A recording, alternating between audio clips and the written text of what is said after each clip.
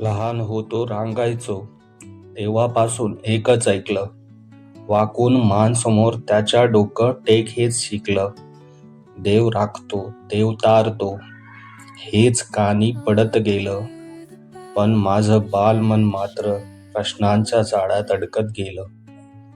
बघितलं मी आईला उन्हात रक्ताचं पाणी करताना, बघितलं मी बाबांना संकटाशी ढाल होऊन लढताना. माझं रक्षण, माझं पोषण हे तर माझे मायबाप करतात. मग का तेच हात जोडून त्या देवाचं नाव घेतात.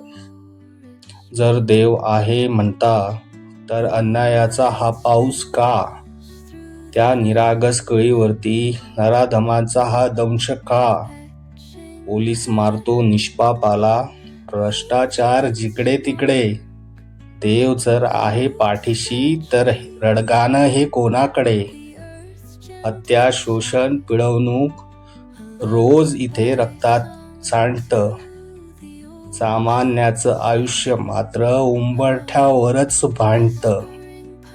माणूस जेव्हा थकून जातो, चहूकडे अंधार दाटतो. देवाच्याही दारी त्याला मदतीचा अभाव वाटतो.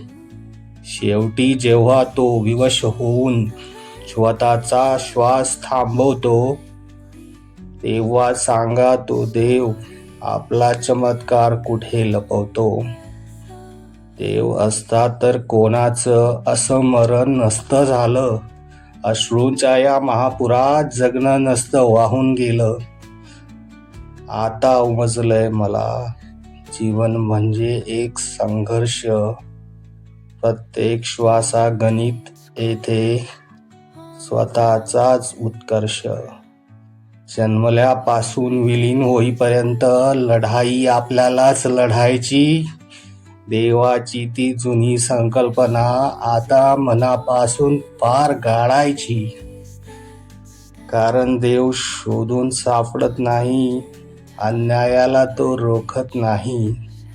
हा आयुष्याचा खडतर प्रवास संघर्षाशिवाय संपत नाही. संघर्ष, संघर्ष, संघर्ष.